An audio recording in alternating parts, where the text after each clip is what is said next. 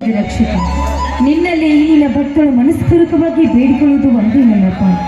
ಈ ನನ್ನ ತುಂಬಿದ ಸಂಸಾರದಲ್ಲಿ ಯಾವುದೇ ಬಿರುಗಾಳಿ ಬೀಸದಂತೆ ಕೈ ಹಿಡಿದು ಕಾಪಾಡಿಕೊಂಡು ಹೋಗುವ ಭಾರ ನಿನ್ನಲ್ಲಿ ಕೂಡಿ ತಂದೆ, ನಿನ್ನಲ್ಲಿ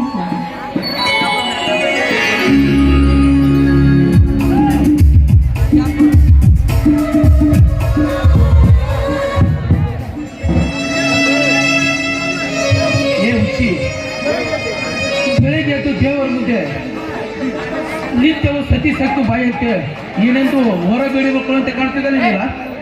ಬನ್ನಿ ಸ್ವಾಮಿ, ಈ ಭೂತಾಯಿಯ ಮಣ್ಣಿನ ಮಕ್ಕಳಾಗಿ ದುಡಿಯುವ ಈ ಮನೆತನದಲ್ಲಿ ಮನೆಯೊಂದು ಮೂರು ಬಾಗಿಲ ಆಗದಂತೆ, ಯಾವ ಕೆಟ್ಟ ದೃಷ್ಟಿ ಬೀರದಂತೆ ಕೈ ಹಿಡಿದು ಕಾಪಾಡುವಂತ ದೇವರಲ್ಲಿ ಬೇಡ್ಕೋತಾ ಇದ್ದೇನೆ. ಸ್ವಪ್ನ ಕುಸುಲೆಯಕ್ಕೆ ಸದ್ ಗುಣದ ಮನದವರು ಬಸವೇಶ್ವರನ ಮಡಿದ ಮಾಡಿದಾಗ ಎಂದಾದರೂ ತುಂಬಿದ ಮನೆ ಓಡಿದವನ್ನ ಹಾಕುವ ಸಾಧ್ಯವಿಲ್ಲ. ಸ್ವಾಮಿ, ನಿಮ್ಮಂತ ದೇವರಾಡವರನ್ನ ಪಡೆದ ನಾನೇ ಭಾಗ್ಯವಂತರು ಅಂತ. ಇರಲಿ ಒಳಗೆ ಹೋಗಿ ಬುದ್ಧಿ ಕಟ್ಟಿಕೊಂಡು ಬೇಗ ಬಾ. ಯಾಕೆಂದರೆ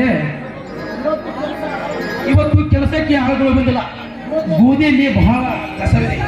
ಆಯ್ತು ಸ್ವಾಮಿ, ಈಗಲೇ ಹೋಗಿ. ಗೋಧಿಯಲ್ಲಿ ಕಸ ಕೇಳೋಣ ಹಚ್ಚಿಲ್ಲ. ಆಯ್ತು, ಈಗಲೇ ಹೋಗಿ ನಾ ರೆಡಿ ಮಾಡಿ. ನಿನ್ನೆ ನನ್ನ ಚಿನ್ನ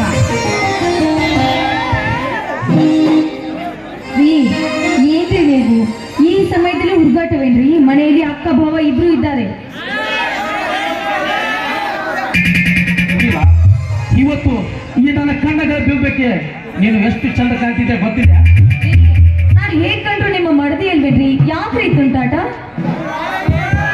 ನೀನ ಸೃಷ್ಟಿ ಕಷ್ಟ ಗಂಡ ಹೆಣ್ಣನ್ನು ಸತಿಪತಿ ಎಂದು ಮಾಡಿದಾಗ ಅದು ಬೇಕಾದ ಸಮಯದಲ್ಲಿ ಸರಸ ಮಾಡಲು ಆ ದೇವರ ಭಯವಿಲ್ಲವೇ ಚಿನ್ನ?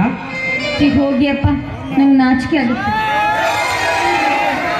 ನಾಚಿಕೆ ಪದವನ್ನು ಬದಗಿಟ್ಟು ಓಡುತ್ತಾ ಬಂದು ಅಪ್ಪಿಕೊಂಡು ಮುತ್ತು ಕೊಡಬಾರೆ. ಆಯ್ತು, ನೀವು ಇಷ್ಟು ಗಂಟೆ